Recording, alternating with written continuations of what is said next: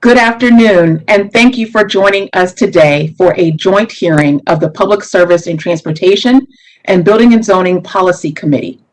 Today, we will hear from representatives of the Division of Parking Services, Development and Planning, as well as Building and Zoning regarding pending code changes that will create a special parking area in the East Franklinton neighborhood. On Monday, June 21st, City Council will consider Ordinance 0998-2021 to supplement the Columbus Zoning Code Title 33 with a new section 3312.053 in order to create the East Franklinton Special Parking Area. The new section will clarify the limits on the ability of the East Franklinton Review Board to grant parking variances in the newly created special parking area and to provide relief for historic properties. East Franklinton is a growing and evolving community located west of downtown Columbus and the Scioto River. Plans for mixed-use development and revitalization continue to evolve, and a special parking area is being proposed to preserve parking and facilitate future development in the neighborhood. Before we hear from our presenters today, I will turn things over to Councilmember Tyson for opening remarks. Councilmember?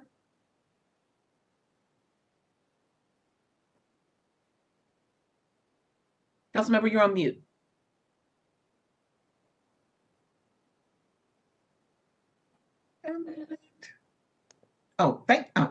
Miss Angie took care of it.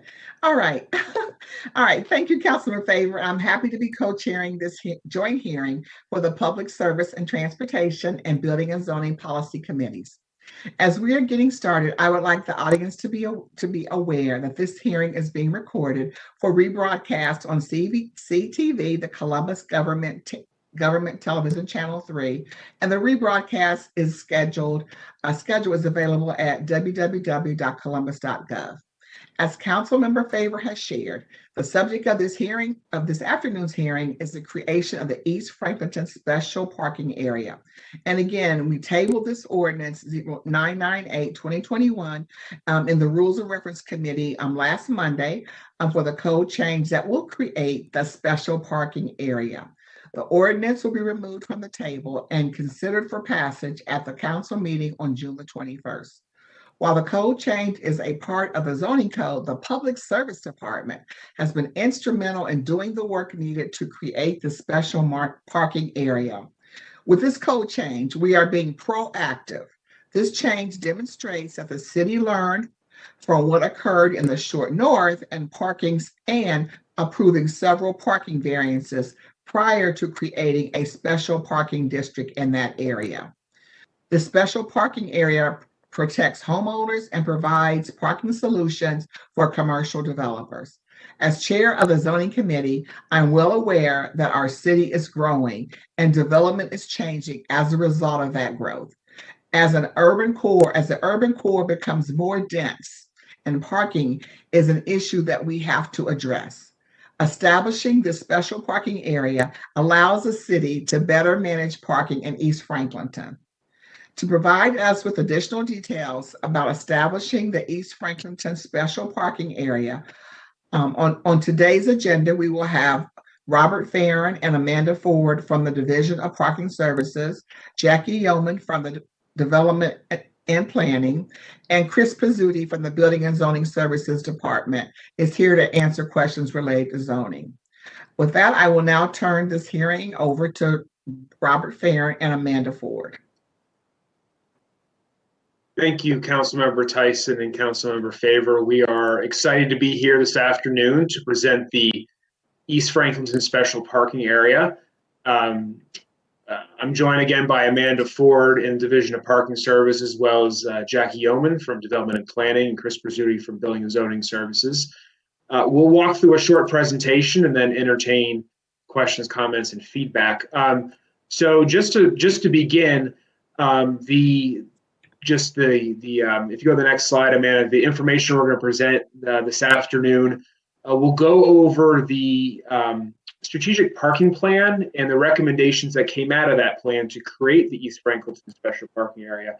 We'll go into the parking area code changes specifically, as well as rules and regulations that govern portions of the special parking area. Talk about our exhaustive stakeholder outreach over the past several months, and talk about next steps and questions. To start, the recommendation for a special parking area came out of the strategic parking plan. This was an initiative undertaken by the Department of Public Service, Division of Parking Services, back in 2018 and 2019, to look holistically at the entire city where we are having high demand parking challenges. Included in that was Franklinton. And we have a number of priorities that came out of the plan, including the creation of a special parking area, but certainly in addition to that, the creation of a parking management plan that we will touch on briefly this afternoon, as well as promoting existing shared parking, and also looking at active on-street management to facilitate pickups and drop-offs and to facilitate overall access to this growing district of our city. If you go to the next slide, a couple of the key features of the special parking area help achieve modernizing the off-street parking requirements. Our zoning code, while it certainly works for overall development in the city, as we look at urban areas, we looked at essentially right-sizing the parking code to make sure that development could still occur, adaptive reuse, making sure that we can preserve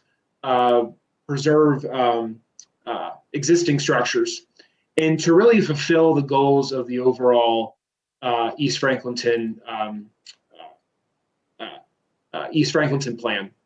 So again, when we look at modernizing requirements, we're looking at how much parking is actually needed, and making sure that we have enough parking but not too much, because we know too much parking can inhibit goals around affordable housing and around sustainability, as well as neighborhood preservation.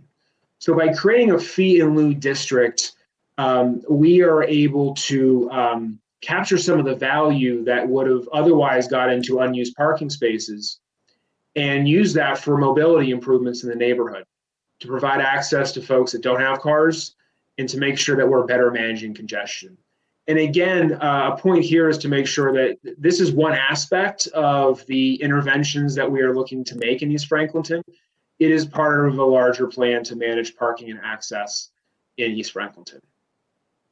With that, I'm going to pass it off to Jackie Yeoman to talk more specifically about the benefits and current conditions in East Franklinton related to the SPA. Jackie.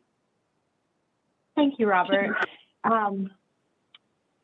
Hopefully everyone can hear me okay. So the benefits of the special parking area are that it's going to provide a consistent, predictable parking standards and a predictable process as well. It does support a walkable urban neighborhood by including built-in parking reductions into the special parking area code changes. It will encourage historic preservation in the neighborhood, and it's also going to create a way for us to capture the value of parking and invest that in alternative transportation options and basically other means to support transportation in other ways. And it will also eliminate the parking variance process. So currently, the East Franklinton zoning district is a unique zoning district within the city of Columbus, and it does include parking reductions for non-residential uses. However, we have seen over the past 7 years that additional parking reductions are very much needed and appropriate for this area based on the urban neighborhood and the goals of the East Franklinton plan to create a walkable area and not just based on the car. And additionally, currently the East Franklinton Review Board has the authority to grant additional parking variances through the certificate of approval process. The board has, over the last 7 years, approved a variety of reductions. However, there have been so many requests for parking variances that the board has repeatedly requested a more consistent process, and this special parking area is going to provide that consistency. We know that parking reductions are appropriate for this area, but it really just sets the line for this is what's appropriate and this is what makes the most sense for the area, instead of it being decided on a case-by-case basis. And then finally, we know that parking reductions do help to facilitate reinvestment in the area based on the fact that it is an older urban area that wasn't initially designed for the parking standards that are in the current code. So we know that that's the case, and the special parking area is going to help provide those reductions while also creating a consistent and predictable process for those looking to develop in the area. And you can go to the next slide, Amanda. So the zoning code changes that we are proposing through the creation of an East Franklinton special parking area would be to reduce off-street parking by 50% for all non-residential uses. That's 50% less than what the existing base zoning code would require.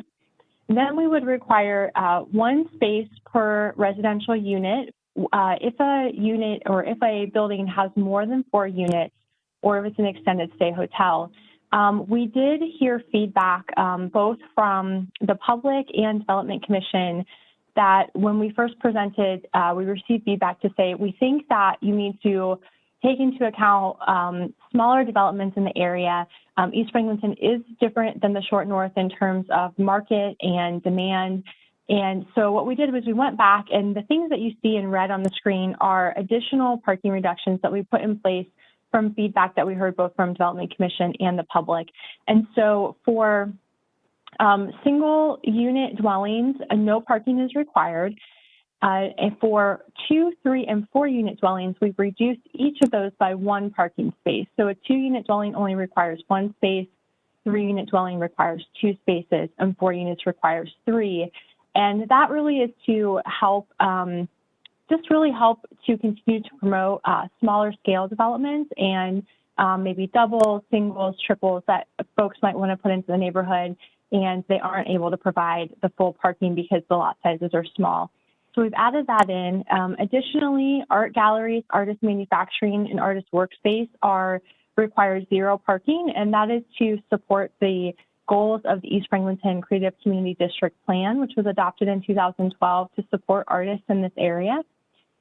We also are requiring no parking for small retail spaces and small office spaces that are less than 2,500 square feet, and no parking for eating and drinking, so restaurants, related uses that are less than 1,500 square feet that do not have a pickup window, so no drive-throughs, to get that 0 parking requirement. And again, the office and medical office and the small eating and drinking establishments, we added that 0 parking requirement based on feedback that we received from the Public and Development Commission, really to ensure that small businesses are not negatively impacted by this process. So that is the goal, is that we want to create a consistent and predictable process, but also take the pressure off of small business and allow folks that are doing really small uses, art-related uses, small residential, to have really reasonable parking requirements, if none for the other uses that are listed there. Next slide, Amanda.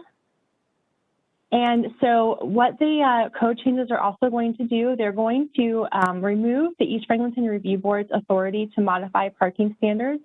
So instead of it being a case-by-case standard that parking is decided in the East Franklinton district, it will all be regulated by the special parking area with those built-in reductions that we just talked about. It's also going to provide additional reductions in support of historic preservation. So in addition to those parking reductions we just talked about, if a property owner is going to reuse a historic building, then they would receive an additional 50% parking reduction. And if the building were listed on the Columbus Register of Historic Properties, which would essentially commit to its preservation in perpetuity, then they would receive a 100% reduction on parking.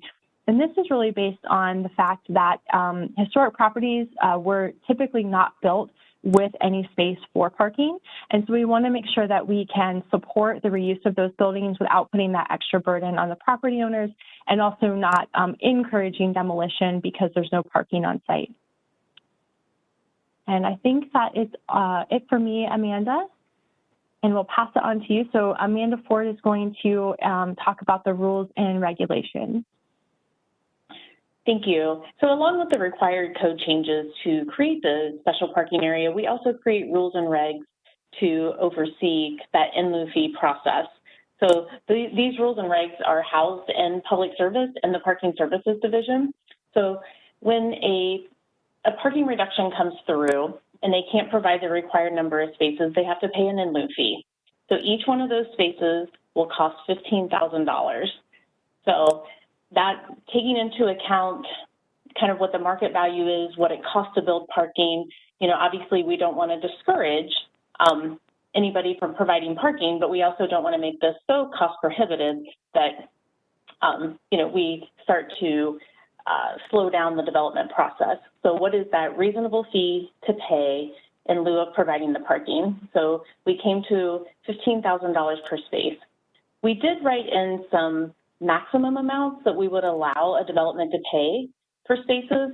So basically, if you have a residential development that is greater than, has a parking reduction greater than 15 spaces and is greater than 25% of the required parking, we would require that to go through a special review.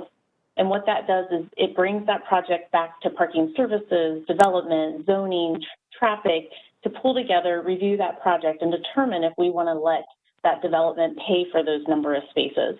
We understand that once you get, over a certain percentage of parking reductions, we wouldn't want a development to be able to pay for 50 spaces, 80 spaces if they were short. Obviously, we want to keep this under control. We want to make sure that the process is a good process and that we do have some requirements that require special review and that everybody just doesn't pay their fees and move along.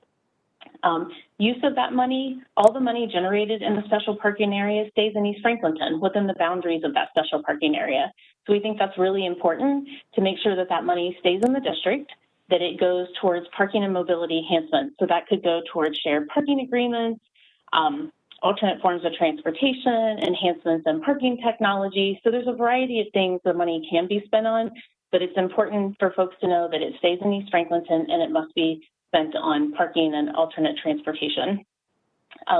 The East Franklinton Special Parking Area Committee, we do create a committee along with this that will help determine what that money is spent on. So we feel it's important for the community to have a voice in this process.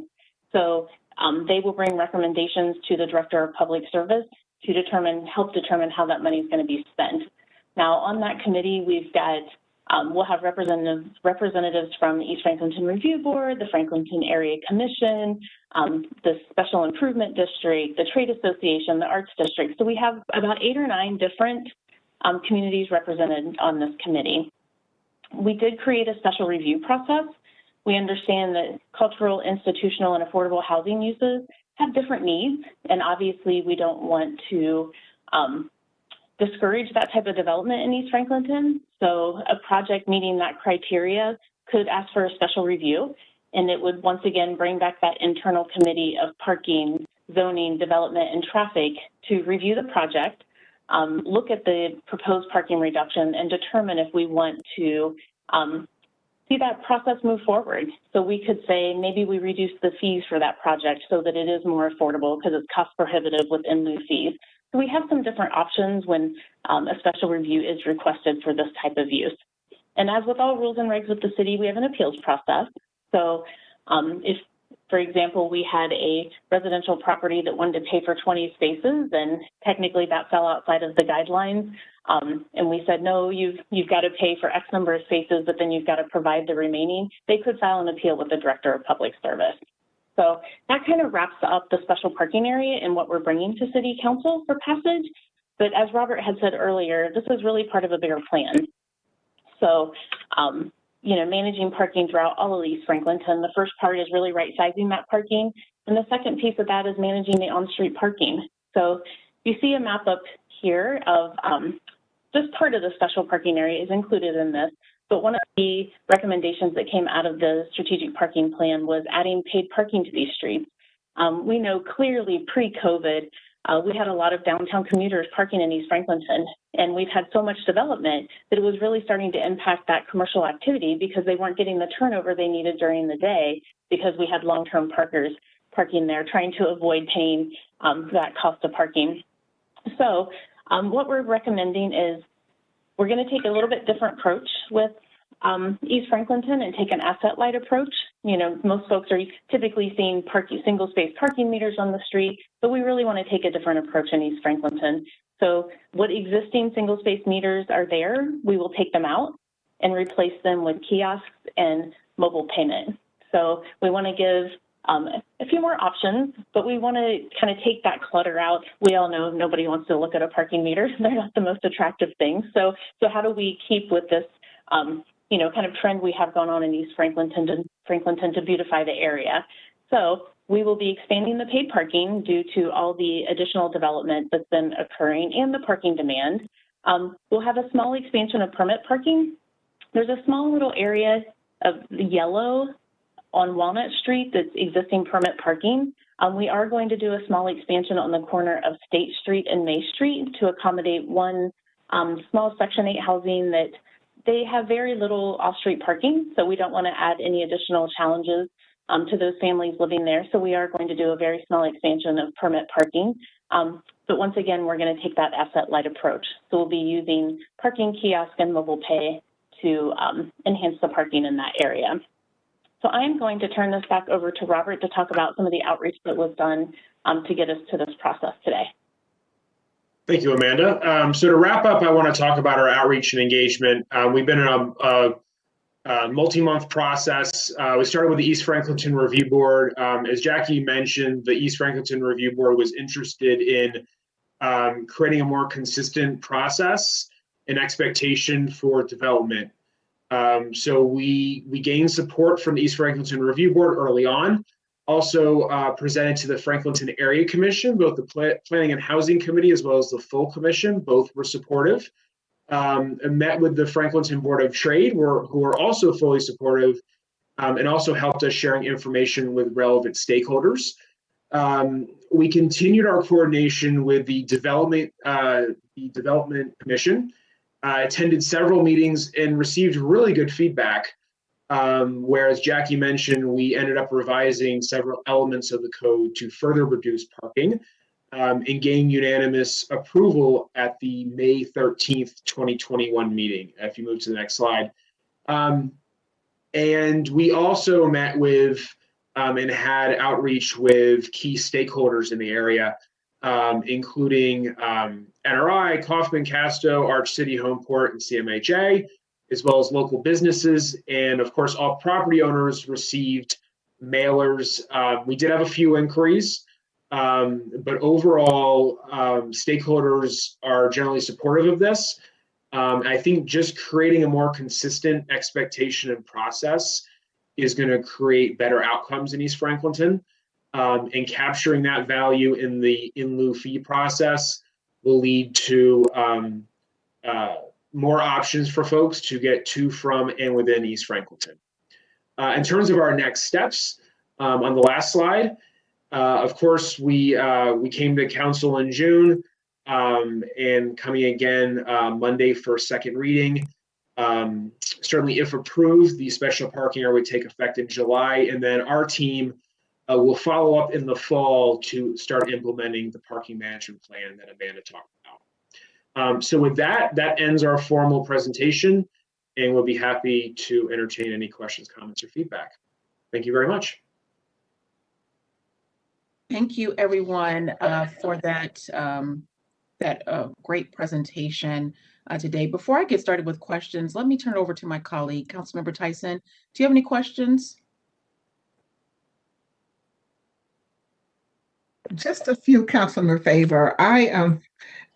First of all, I'm glad. I was going to ask, I wrote down outreach for these changes, and so I appreciate all the outreach that you have done, and especially the community groups that you reached out to. I think that's always very important.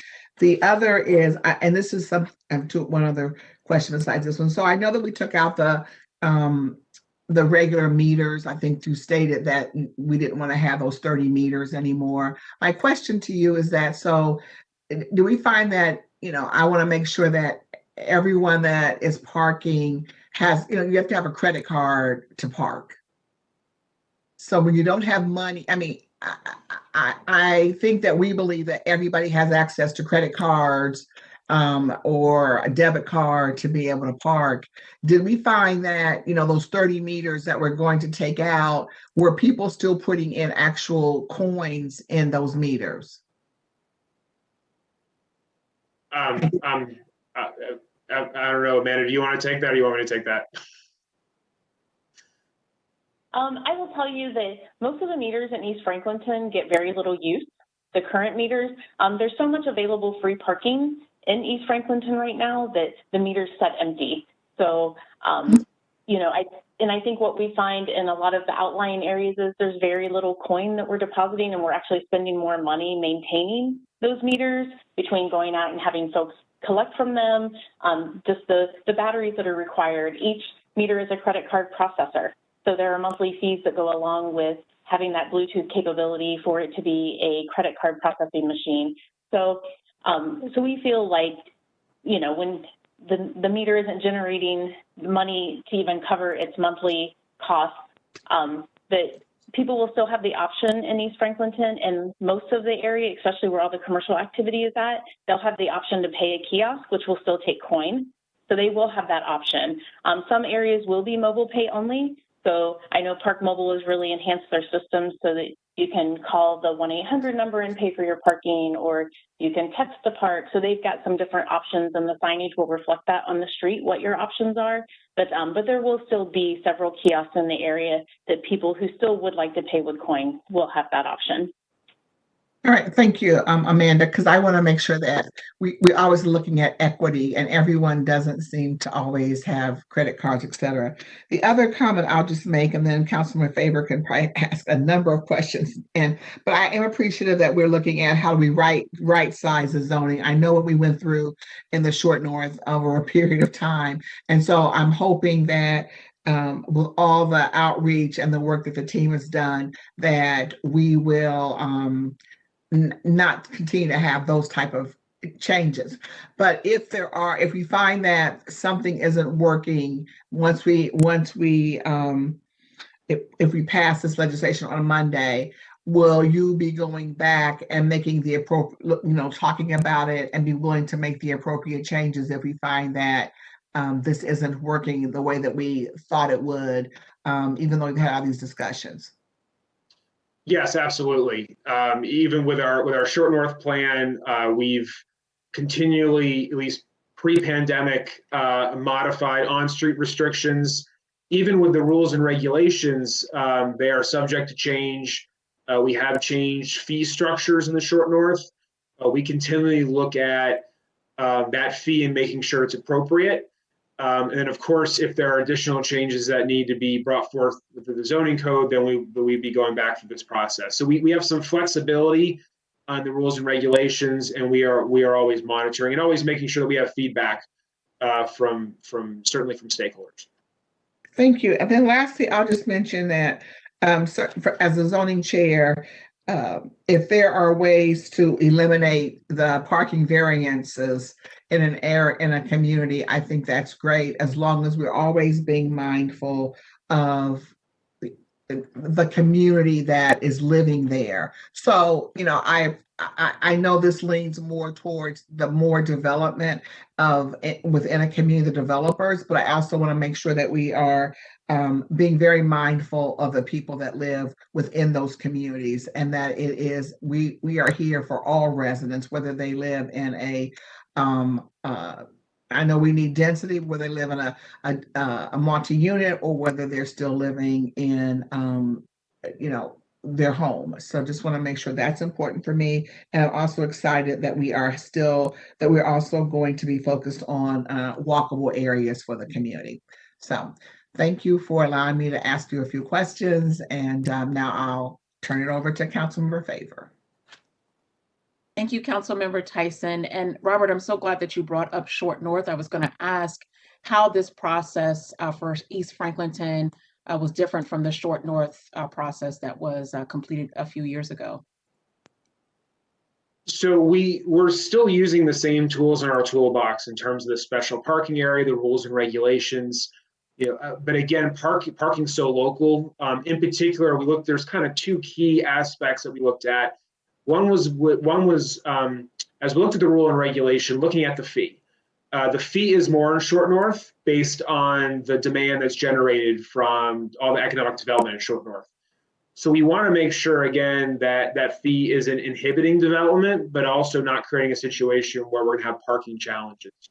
There is that sweet spot of exactly how much parking should be built.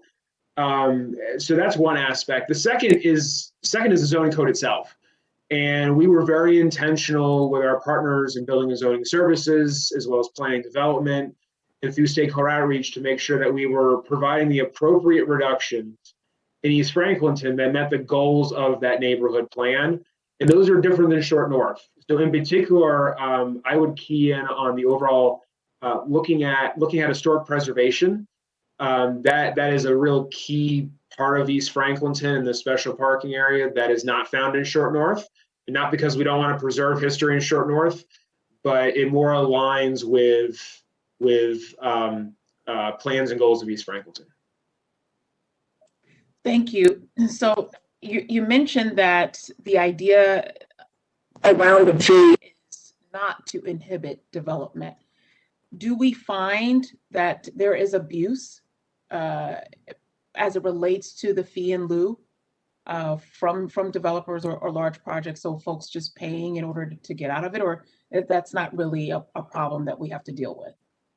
It hasn't been a problem. So again, we can go to Short North as our one current SPA in the city. And I think the caps have served us really well, those percentage and overall parking space reduction caps.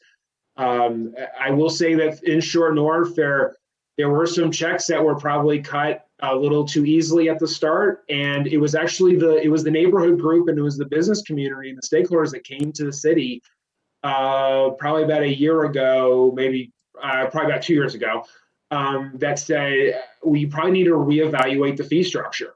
And we ended up increasing fees for one segment of it was commercial development. We brought every space in lieu to $20,000 a space, whereas before it was less. So that's the type of reaction that we have when spaces are paid for in lieu of. But again, I would say the caps have served us really well, and we've generally seen the appropriate amount of parking being built in Short North, and we would see the same thing in East Franklinton. So I know with the Short North parking changes, permit parking was crucial, and still trying to strike the right tone of what that looks like. And I believe, Amanda, we don't have to pull the map back up, but there definitely doesn't seem like there's that much permit parking available. And so I learned something new today. I thought we were running a little short on parking in East Franklinton, but obviously we're not. But I think it's because I was under the impression that a lot of the surface lots are lots that are reserved for specific businesses and things like that. But that is not the case. So residents should not be concerned that there won't be spaces for them to park should they drive down to East Franklinton. We looked at the general makeup of East Franklinton, and yes, we are having very small expansions of permit parking. But what we found through our field surveys, as well as just generally talking with stakeholders, is residents generally have off-street parking, and the single-family neighborhood, kind of in the southwest portion of East Franklinton, is not part of this kind of part of the core development that's happening. As if we were to move our parking management plan further west, we would look at potentially more permit parking. But based on the core area we're looking at, we just really don't have a lot of single family homes in the area. Where we do, they have parking, and where they don't, we either have introduced permit parking or will be introducing permit parking. I think that's one of the big differences in kind of just the general makeup of East Franklinton as compared to an area like Short North. Okay, that definitely makes sense. The community engagement was very intentional when it comes to with East Franklinton, and I know that we kind of talk through what the recommendations for the legislation are at this point, but I think it should be said that you all received feedback from your engagement with the Development Commission which helped to shape what the legislation looks like today that's up for consideration. Can you talk a little bit about that? Sure. We received some really good comments from at multiple meetings at Development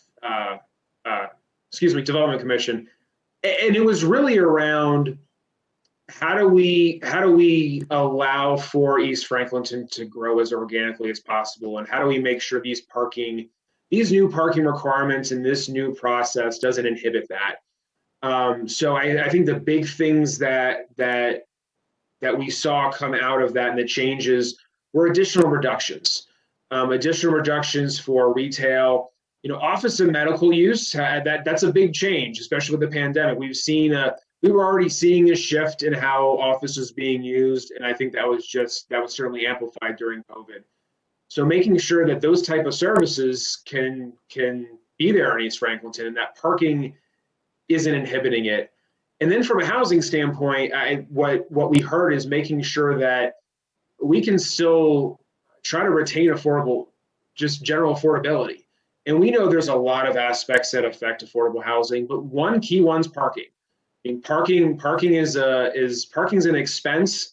It's needed in some areas, but if we can not have parking and have people use other modes and have people have other options to use other modes, that's going to bring down that cost. So those are some key aspects we heard. But overall, I think the appreciation for a consistent process, the appreciation for a consistent expectation. When I go through the development process, I know what to expect from a parking standpoint. That we heard the benefit from both the stakeholder side on the development side, but especially on the community side, knowing this is not a black box. This is very intentional as to this is how much parking is required. If not, you can pay your way out of it to a certain extent. Those fees are going to go back into my neighborhood for reinvestment. Thank you. Are there other cities doing this type of innovation in parking services and development? There are. I failed to mention on the slide, but Seattle and King County essentially right-sized their parking requirements a number of years ago when they saw that a lot of the parking that was being required was being unused. And again, that has significant impacts on us from a physical environment standpoint, socially. We want to make sure we have the right amount of parking. There are several cities around the country. I will say a lot of cities are looking at Columbus and our success we had in Short North with our special parking area, as well as parking benefit district. Certainly what we're doing here. Treating parking at a local scale is really important. So I think, tools like this are important to make sure that we are improving quality of life, improving access, all the while seeing all this development occur. Yeah, and I think to your point, Columbus is a city made up of so many different types of neighborhoods, and so a one-stop approach is never going to be the road that I would advocate for as we deal with issues that are so crucial, like zoning and specifically parking in this instance. My last question, looking ahead, are there other neighborhoods in consideration for major parking changes, and what will that process look like? Sure. So as part of our strategic parking plan, we actually looked at downtown, University District, Franklinton, as well as German Village and Brewery District. And we have a roadmap to implement various interventions throughout the number of years. Right now, we currently don't have any plans for additional zoning code changes for those areas. But we do have a lot of parking management plan changes. Actually, in August, we'll be launching a new parking management plan around north of Short North, around OSU, and modifying and modernizing that system.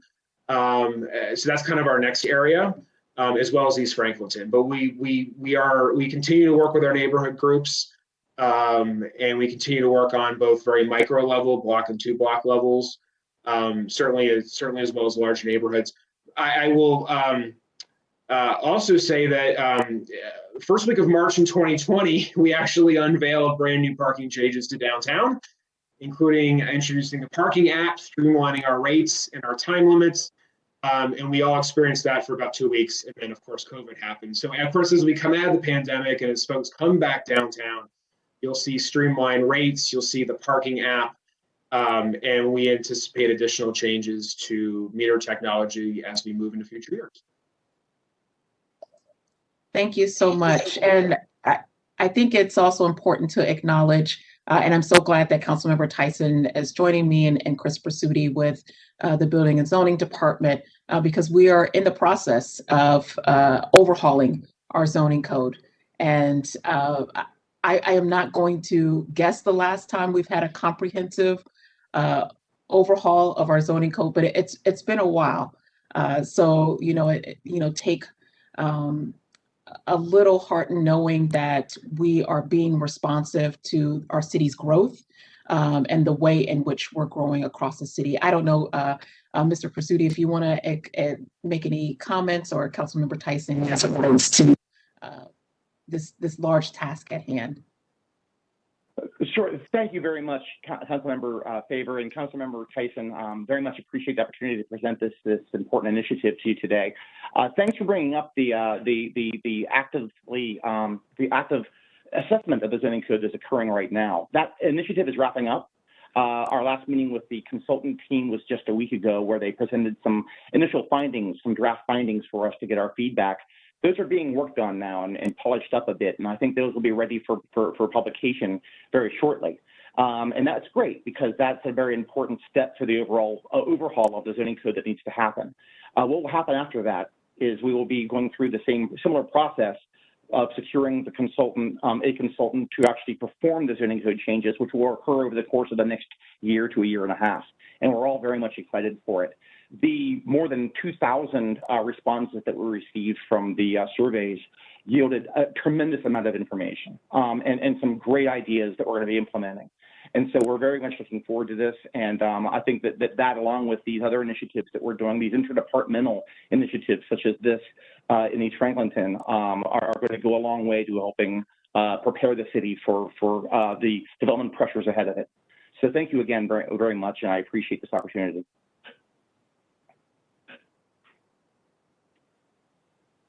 I think, I agree with everything that Chris has said. I met with the Building and Zoning team this morning, and they, again, echoed Chris's comments that we are now going back. We have reviewed the documentation. We're asking the consultants to make some additional changes to some of that, and then we hope to have it for us to review before the break that we would have in August, and then begin to look before the end of the year to again put out the RFP, or to be able to find bring in the consultant that will do the additional changes over the course of that year and a half. So we are moving forward. I'm very excited about the zoning code change, especially as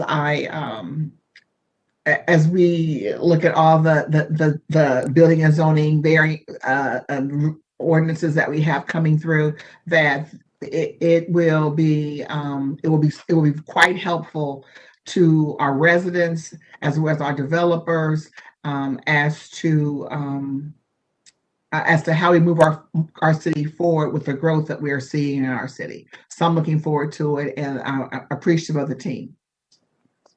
Thank you so much, Councilmember Tyson and Mr. Pursuti. We will now move into the public testimony portion of the hearing. We have 3 individuals signed up to provide testimony on the pending legislation. I will ask that each speaker state their name and any organization that they represent, and you will have 3 minutes to speak before you hear a respectable buzzer that will go off. Our first speaker this evening is Blake Compton. Hello. You guys Hi, good evening. Yes, good evening. Awesome. Thank you for being here. Thank you. Yes, as you said, my name is Blake Compton.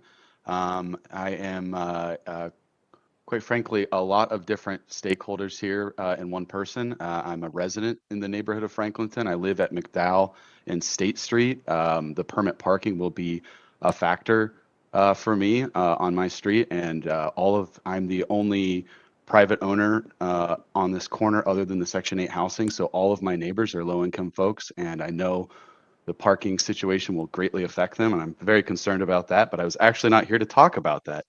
I also am a developer in the neighborhood and a business owner in the neighborhood. I've been involved with the EFRB since 2013. My first business partner was one of the first commissioners on the EFRB. And so quite frankly, I would say I'm very much a stakeholder and connected to the success of Franklinton, both for the neighborhood and the city, but also for myself. I mean, that's why I live here and invest here.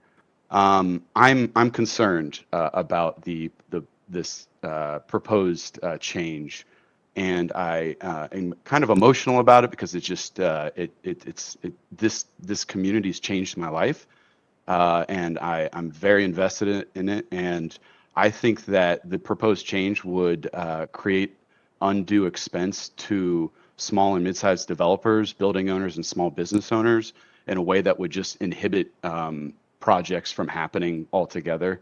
I would like to cite a recent project that I worked on and I'm a partner of, 548 West State Street, that has 0 parking and would not, in my calculation, based on the parking variance we got through the EFRB, it would not have moved forward with this expense. Even if it was half of what I think it would have been 5 to 10% of the total project budget would have gone to the parking cost. And so maybe those are the kind of developments we're trying to dodge. That's fine, but I just want to give that as an example. I'm also concerned that we're adding red tape. As a construction company owner, a quite successful one, I've done work all over this city, and I've long argued that the EFRB process is the most consistent, easy to do process. That some of the other processes down on the south side, east side, north side are a lot more complicated. I'm not sure of what I'm going to get out of going to a civic association meeting, then an area commission meeting, and then go to the BZA or development commission. But with the EFRB, it's the same players, it's the same rules, and they are able to make calls very quickly, thinking from the creative plan. And I personally felt it's been very consistent. And so if there's a consistency issue coming from the board, maybe it might have to do with people on the board rather than the rules. I would also suggest that this is anti-density, because when we're looking at creating, mid-size apartment buildings like what I built, like a 12-unit apartment building, if it's not viable, then what could we build there instead? And I quickly did the math, and I could build maybe a 2-unit there. So in essence, we're promoting going from a 12-unit to a 2-unit in situations like that. Another thing that's just an aside, the no pickup window requirement, I think, is not considering COVID. I'm working on a project right now where a small business owner, first-time restaurateur, wants to put a pickup window for carryout with considerations of COVID and pandemic shutdowns.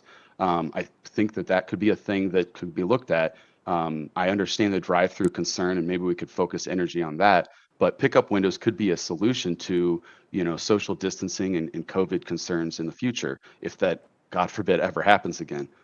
And then ultimately, and Shayla, you know this about me, I love sidewalks. And I love the idea of focusing on parking and mobility enhancements. I want to hear more about improving our sidewalks. I walk this neighborhood every day, and our sidewalks are atrocious. Now, I know we're doing some amazing things on State Street coming up in the short term, and I'm really excited for that. And that's part of why the 548 West State Street development happened. But I want to see that if the money is going to stay here, that it happens with the sidewalks, and we beautify the neighborhood with the sidewalks first.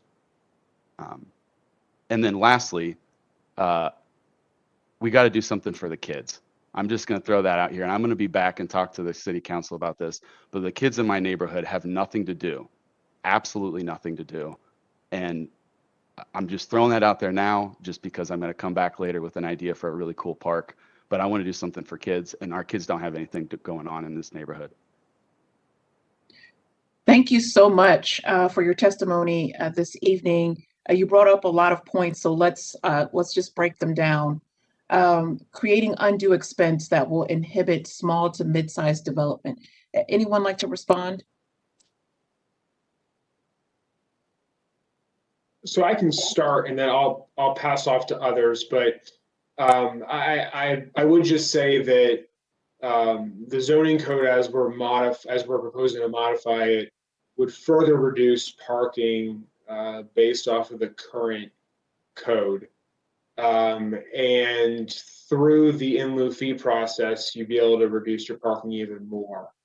I will say the in lieu fee process certainly introduces a fee, but we're doing so in a way that as East Franklinton continues to develop, we don't have some of the similar challenges we faced in other areas. We're trying to be proactive in terms of making sure there's the right amount of parking. I'll also note that we have special review for cultural, institutional, and affordable housing uses. So I think, if a project came in that was, truly affordable, those are things that will go into review, and those may receive partial or full waivers of the fee. So I would want to make mention that while there is a process with a standard in lieu fee, there's also that special review for those type of uses. I would defer to my partners in zoning and planning if there's other comments. What about the notion that we're dealing with a lot of red tape and government bureaucracy here? If the EFRB was pretty efficient and was consistent, are these changes needed?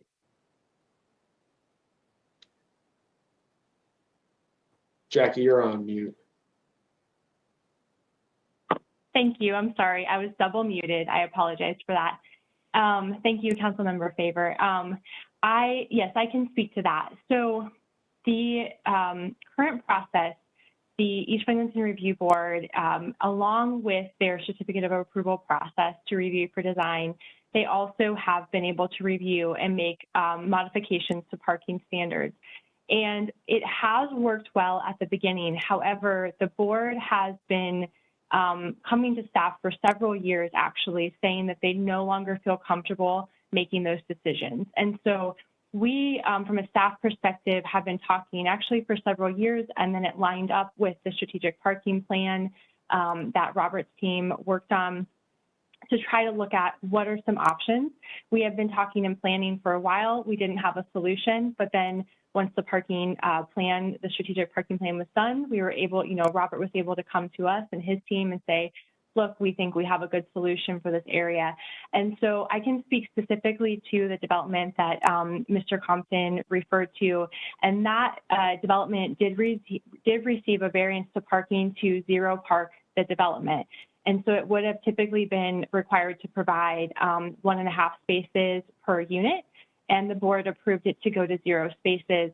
And I think that was a really good thing, but for that specific development. However, that specific development also raised many concerns with the board that they then conveyed to staff after the fact, saying that while we felt comfortable approving that for one very specific development, we don't know if we feel comfortable doing this long-term for every size development in this scale. And how do we then decide which developments, should receive these major reductions and which ones shouldn't? And so while I think it has been a consistent process to date, as more and more development projects come to the board and more development comes to the neighborhood, there's a lot of concern by board members that they are just feeling very uncomfortable with these decisions. They wanted to have some standards. They wanted to have a more standardized process, and they really were asking for updates to the code to do that. And so that's why we received just unanimous support from the East Franklinton Review Board, because this special parking area will, in fact, give quite a bit of parking reduction just straight in the code reduction, or in the code change. We're already providing a pretty significant parking reduction from what would be required, but it creates it in a standard, consistent fashion so that 5 years from now, the board isn't having to still make these calls and just really, I think that it's going to become more and more challenging for them to know what the right decision is. So I think that Mr. Compton brought up a very good point, right? Like we know that sidewalks and other improvements are absolutely needed in East Franklinton and actually, and around the city of Columbus. So how will we prioritize how these improvements will be made in East Franklinton? Will residents get a say on what gets beautified first? Sure. So So as was mentioned before, within the rules and regulations in the Department of Public Service, part of that is setting up a committee of stakeholders who will work with the city on recommending how the dollars are to be spent. Now, I should say, no one may pay the fee. Everyone may end up building the amount of parking that's required. So we can't necessarily budget for these types of things, and they kind of come in waves. But we will work with that committee, just as we've done in Short North, to say, here are the dollars that have been generated. What do we want to spend the money on?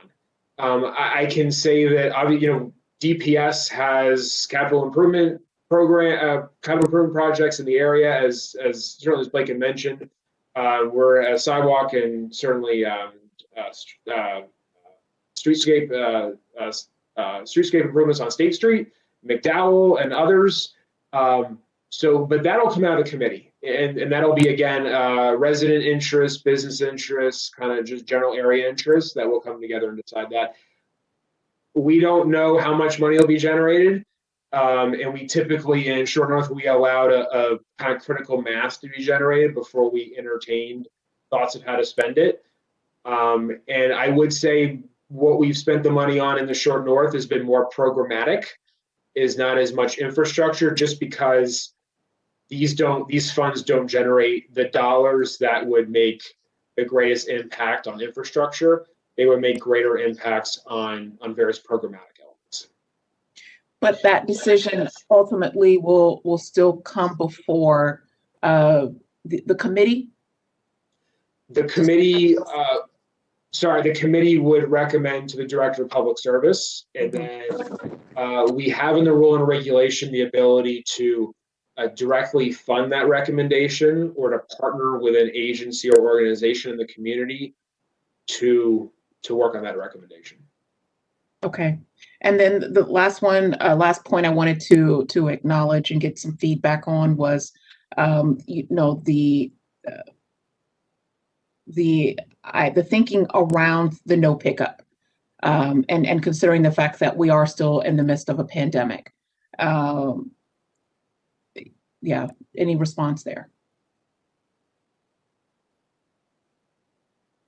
I can address that. Thanks, Chris. Yeah, Robert, if you're comfortable with that. Just to be clear, eating and drinking establishments that occupy less than 5,000 square feet and have pickup units already are charged less than half the parking requirements than those eating and drinking establishments that do not have pickup units. So that's why we subjected those that do not have pickup units to this reduction. Because right now in the regular zoning code, an eating and drinking establishment provides one parking space for every 75 gross square feet of floor area. We're cutting that in half in the East Franklinton special parking area.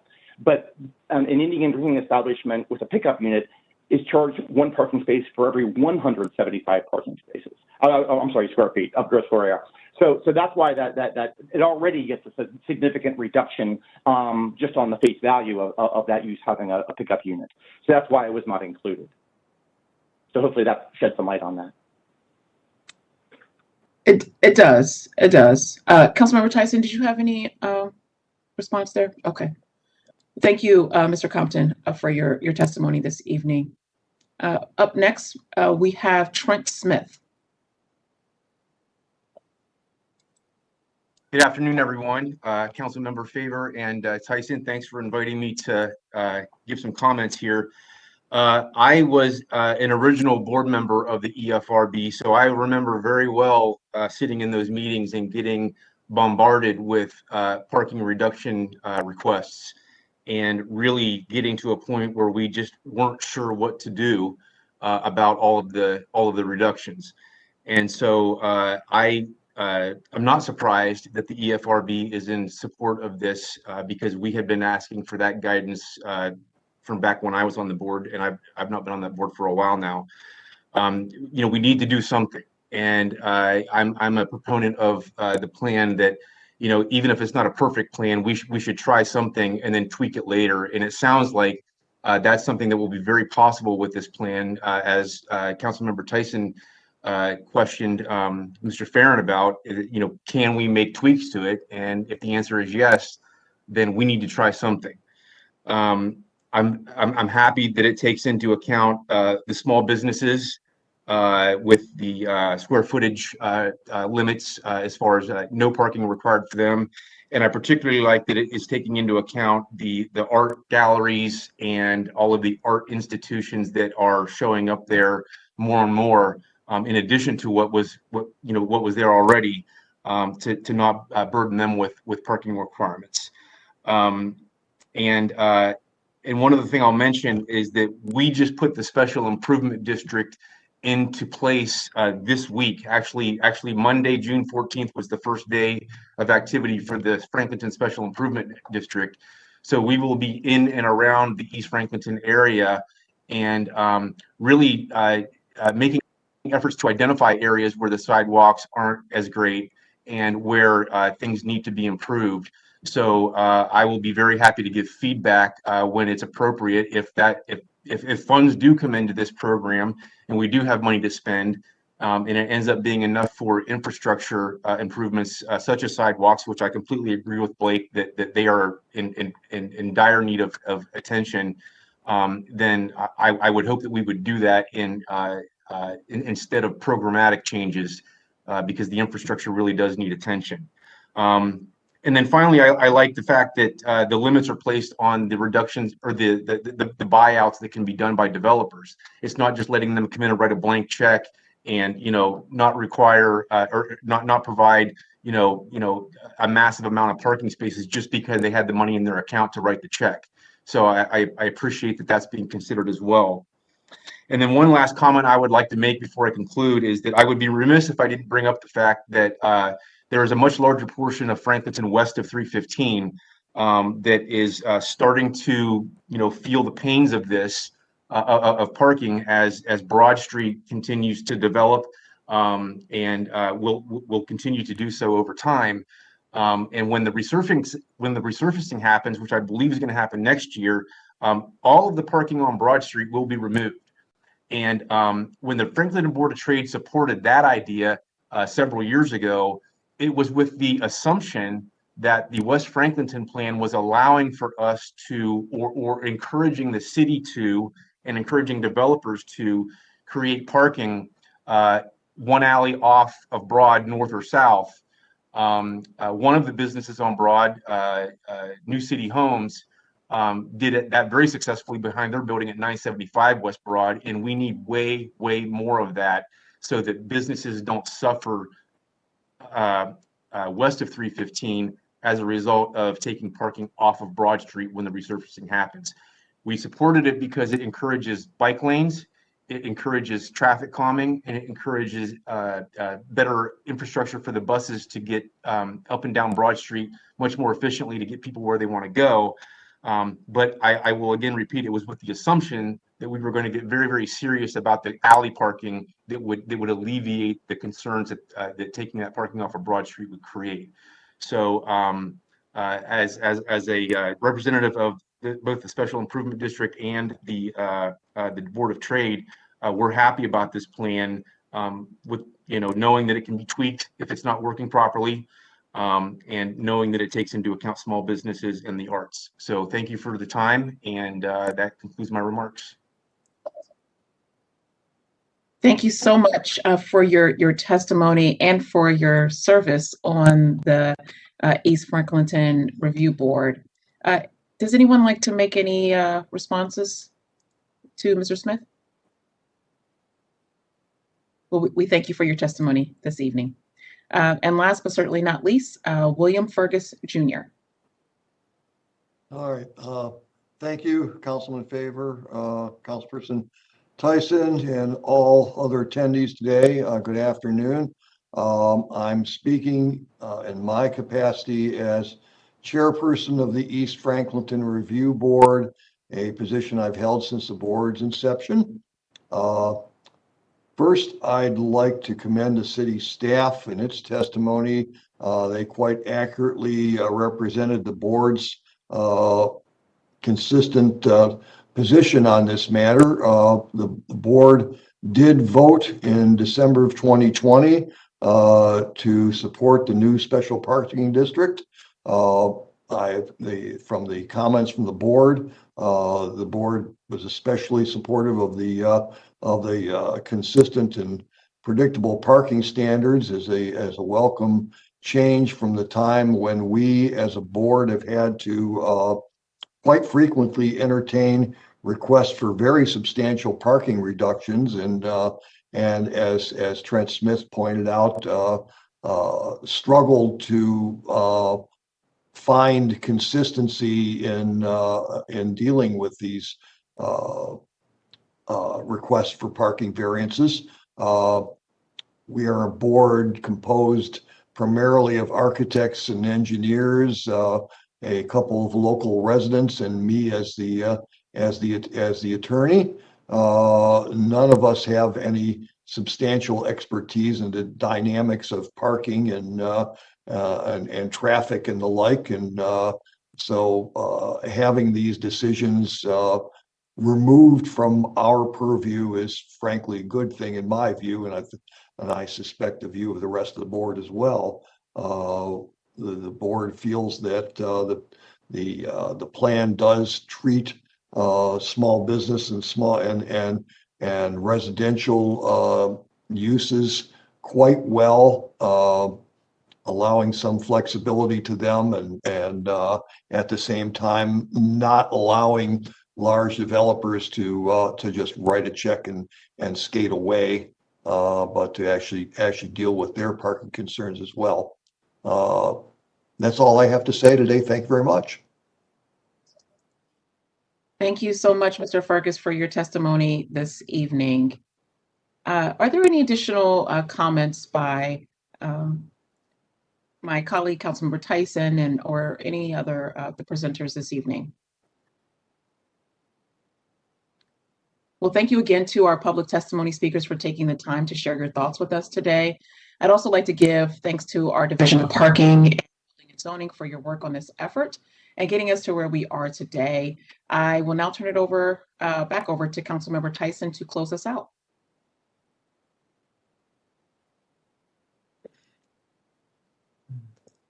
Thank you, Councilmember Favor. As we conclude, I would like to thank everyone who worked on this, and thank you for all your hard work. It's certainly been demonstrated by the presentation that we saw today.